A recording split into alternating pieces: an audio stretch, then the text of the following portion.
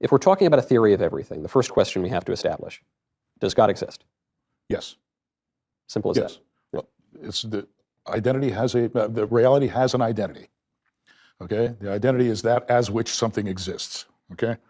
Matter of fact, when you say the word reality, you're naming an identity. You're identifying something. This. I'm smiling because your answer on this is so beautiful. It just reminds me of Moses at the burning bush. And Moses at the burning bush says, "Who shall I tell the people that you are?" Talking to God. And God says, "Tell them I am that I am." That's right.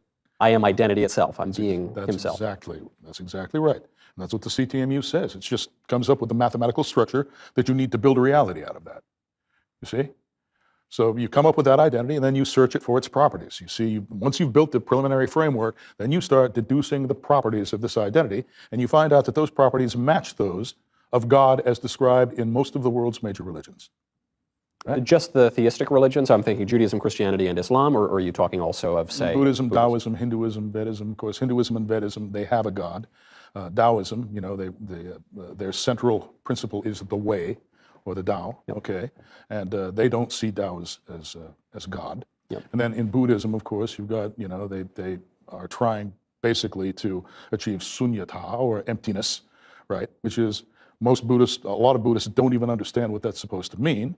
But once again, there's no God there. You can kind of read God implicitly. Some Buddhists, I've talked to Buddhists who actually think that there is a God in Buddhism of a sort. But it's, that concept of pure consciousness is what it is. Okay? And if you ask them, well, whose consciousness are you talking about? They will point at themselves and say, my consciousness. In a way, they kind of attribute the existence of everything to themselves.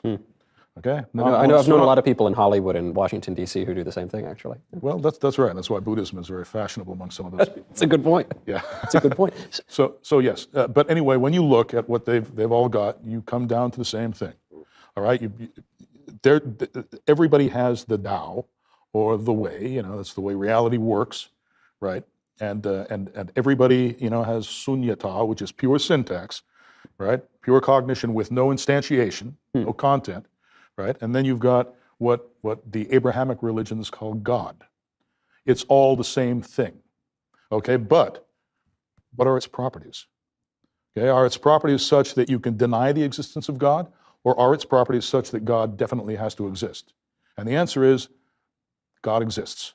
God definitely has properties of the central substance and central principle of reality, those properties are attributed to God, including, of course, things like you have the three O's: omniscience, omnipotence, and omnipresence, but then you've also got consciousness. God has to be sentient.